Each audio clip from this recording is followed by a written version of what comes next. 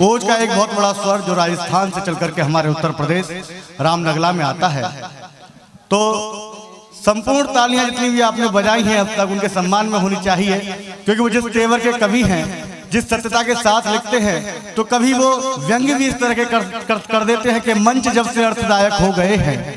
आदरणीय तेज नारायण बेचैन जी की पंक्तियां याद आती हैं कि मंच जब से अर्थदायक हो गए हैं, तोतले भी गीत गायक हो गए हैं, और राजनैतिक मूल्य कुछ ऐसा गिरा कि जेब कतरे तक विधायक हो गए हैं, जेब कतरे तक विधायक हो गए हैं। अद्भुत तेवर के कवि आदरणीय सोमदत्त व्यास जी को मैं आमंत्रण देना चाहता हूं, दावत सुखन देना चाहता हूं। आपकी ऊर्जा पुनः उसी ऊर्जा के साथ उठे। एक बार जोरदार तालियां आदरणीय सोमदत्त व्यास जी। हास्य की बात है, मैं बोलता हूँ तो 3 घंटे से कम तो बैठता ही नहीं हूँ साहब। उसका कारण यही है कि घर में तो बोल ही नहीं पाता हूँ, वो बोलने ही नहीं देती है मुझे। बहुत बढ़िया। वो डिगिया कह रहा था मेरी पत्नी जो है साहब कोई टॉपिक दे दो घंटों बोले। मैं बेवकूफ, तेरी कोई टॉपिक दे दे, मैं तो बिना ही टॉपिक घंटों बोले। तो बोलना दे साहब। एक दिन ये भैंस रखे अपने गांव में, बोले व्यास जी तुम वो भैंस रखते, तुम्हारे भैंस बीमार पड़ी कि नहीं पड़ी? बोले तुमने कहा दिया? मैं क्यों, क्या बात है? बोला हमारी भैंस बीमार है। मैं तो दारू लई और दारू में तमाकू मिला के नहीं और भैंस को पिला दी। तो बोले मैं ऐसा कर दूं, कर दे। अगले ने साहब भैंस के काज तमाकू लायो, दारू लायो और तमाकू घोंट के दारू में मिला के पिला दी। 2 घंटा पीछे भैंस मर गई। मुझे को फोन करो यार व्यास जी हमारी तो भैंस मर गई। तो मैंने मेरी बच्ची का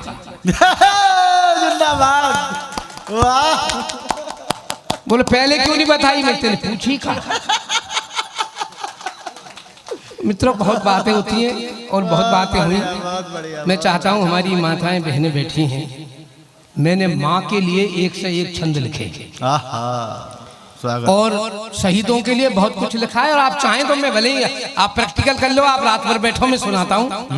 हाँ, लेकिन मैं आप चाहता हूं कि आपका समय ज्यादा खर्च नहीं करूंगा। ये बहुत कीमती समय आपने हमें दिया है। आज पूरी रात इतने समय तक सोने का दान दिया है, और सोने का दान तो बहुत महान होता है। कर्ण ने दिया था कर्ण दान, वो दान आपने दिया है, तो हम तो आज महान हो गए। और हम तो ये चर्चा साहब गली गली में अपने गाँव में जाके करेंगे, अपने शहर में जाके करेंगे कि भाई श्रोता तो वहाँ है रामनगला में, बे ऐसे डटे हटे ही ना। अब ठंड पड़ गई है पर जम रहे ठंड में, देख लो है। एक बार जोरदार ताली बजा दो, मुझे लगेगा साहब सुनना चाह रहे। अब मैं इधर उधर की बात नहीं करूंगा साहब, मैं चाहता हूँ हाँ मेरे बाल सफेद हैं, दिख रहे तो मन में बाल सफेद तो इनके हुए थे पर इन्हें लगा रखे। सब रस ने मुझे कही यार सोमदत्त व्यास में, हाँ तेरी उम्र कितने है? मैं होगी यार 70 साल की, 65 साल की होगी। है बोले तेरे बाल बहुत सफेद हैं। है तो है ही साहब।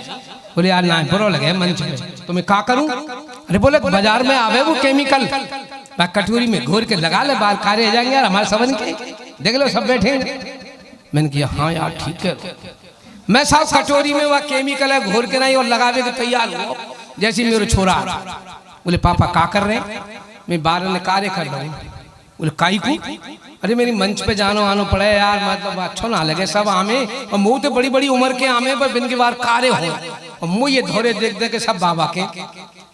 तो आप भीतर गए और एक कटोरी में खड़िया घोल रहा है, खड़िया जाने और खड़िया घोर के नहीं और अपने बारन में लगावे लगे। तू क्या कर रहा है? बोले पापा मैं बारन में धोरे कर रहा हूँ। बेवकूफ तेरी 12 साल की उम्र है, तू धोरे कर रहा है? बोले ना पापा घर में को बड़ो बड़ो तो होना चाहिए। वाह। तो मैं तो है जब तक मैं ना अब हम कार्य करेंगे ही नहीं यार। हाँ क्या जरूरत है कार्य करने की? और कार्य बाहर है जान तो धोरे बाहर है जान तो कोई आग ठंडी तो नहीं हो। तो मैंने चूल्हा देखे होगा ना, चूल्हा लकड़ी जला में ऊपर जो है धोई धोरी राख है जाए, बम भीतर हाथ मत दे दीजिए वहां में पूरी आग हुए। तो पूरी डोले हमारे हमको ऐसे कोई मौका रहो तो सब रस को है सके मेरे कहीं को मैं तो करूँ ना हमको मौका रहो ई कर डोले मेरे यहाँ आ गए एक दिन। मैंने कहा है रो सब रस तो कच्चू ना है रो मौज है गई है मेरे मौका आ रहा है। मैं जब तू ऐसे काम करेगा तो हो गई था। मैंने माँ के लिए एक से एक छंद लिखे। मैं कुछ 3-4 मेरी अच्छी माताएं मैंने बैठी हैं, बच्चे बैठे हैं। मैंने देखे ये बच्चे बैठे नौजवान बच्चे मैंने अपने घर में लिखा है। मेरे बच्चे अब मैं बताऊं कि मेरे बच्चे पढ़ते थे, पीएमटी तैयारी कर रहा हूँ। मेरा बड़ा बच्चा निराश है ना अब नहीं, अब तो मैं आईसीआर में जाऊंगा। आईसीआर जानते होंगे आप, एग्रीकल्चर में जाएं, 3 तरह के डॉक्टर हों, पेड़ पौधा के हों, पशुओं के हों, आदमी के हों। तो आईसीआर में तो पशुओं के, पेड़ पौधा के हों, और बात दूसरे में जो है जानवर के हों, वेटनरी में, और यहाँ में हों एमबीबीएस करें भी। और मेरी इच्छा में छोड़ा एमबीबीएस करें। तो मैंने 4 पंक्ति लिखी, जीवन रूपी इस सागर ने हमको भाटा ज्वार दिया है, समझ रहे हैं? ये जो जिंदगी है ये समुद्र के समान है। समुद्र में कभी भाटा होता है, कभी ज्वार होता है। ज्वार का मतलब पानी ऊपर उठता है, और भाटे का मतलब पानी नीचे गिरता है। उतार चढ़ाव, आप सबकी जिंदगी में उतार चढ़ाव आया है।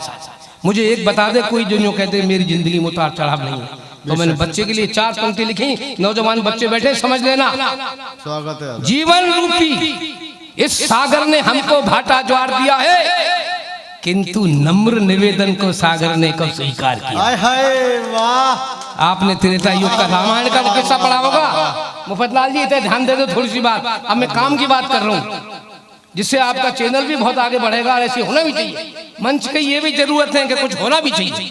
तो मैं कहना चाह रहा हूँ, त्रेता युग का किस्सा पढ़ा होगा, जब भगवान राम जो है लंका जाना चाह रहे थे, बीच में समुद्र था, समुद्र जगह नहीं दे रहा था। राम मर्यादित थे, उन्होंने 3-4 दिन तक तपस्या की, शिवलिंग बनाई, लेकिन कोई परिणाम नजर नहीं आया। लक्ष्मण जी कह रहे पहले ही बाण छोड़ो, समुद्र सुखा दो।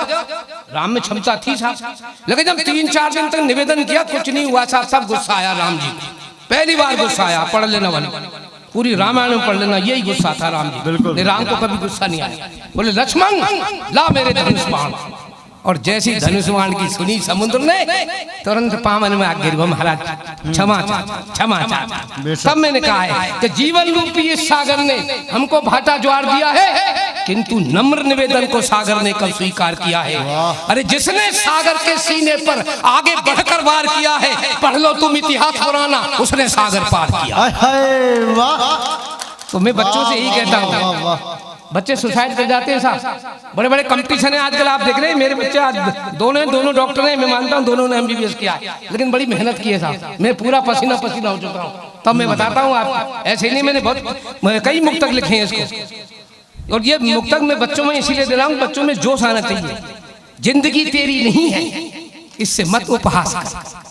जिंदगी तेरी नहीं है, इससे मत उपहास कर। ये अमानत है खुदा की, इस बात पर विश्वास कर। वाह। जिंदगी तेरी नहीं है, इससे मत उपहास कर। ये अमानत है खुदा की, इस बात पर विश्वास कर। और तोड़ना ही चाहता है आसमां के तू सितारे, तो एक पत्थर फेंकने का रोज ही अभ्यास। वाह वाह वाह वाह। जिंदाबाद। अपनी मेहनत को जिंदा रखो यार, जिंदाबाद। तुम्हें सफलता मिलेगी, जैसे मैं कहता हूँ।